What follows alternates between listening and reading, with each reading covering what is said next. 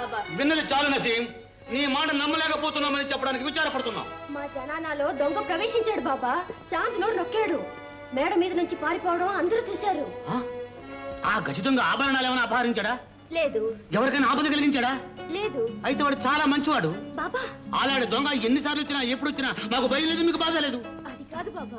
ఈసారి వచ్చినప్పుడు పలకరించి పలహారం పెట్టి పంపించండి. వాడి శ్రమించుకోవడం మనకు మంచిది కాదు.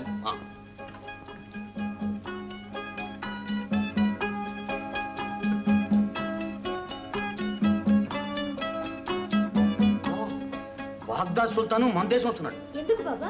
ఏమో నాకేం తెలుసమ్మా, రాని తెలుసుది.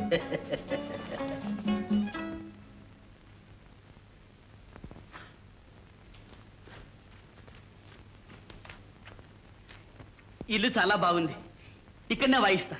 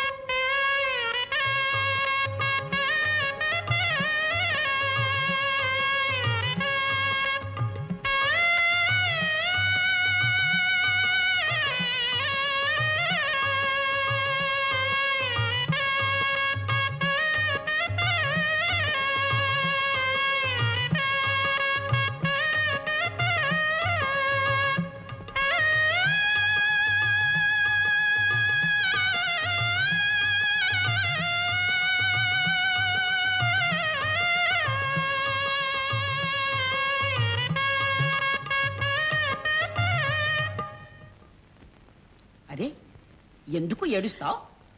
నిన్ను చూసి. అంత అసహ్యంగా ఉందా నా ముఖము? అబ్బే, కమ్మని సంగీతానికి ఎంత కష్టం వచ్చిందా అని. ఏమి చేస్తాం, సంగీతం అంటే చెవులు కోసుకుని గుండె హాలు తీసిచ్చిన సుల్తాన్లు గోరీల కింద ఉండిపోయినారు. అందుకే సంగీతం బతుకు బదాన పడి ఆకలితో మాడిపోతూ ఉంది. నీకు ఆకలిస్తుందా? ఆ మాట నానోడితో చెప్పాలా? అయ్యో పాప, లోపలికి రండి.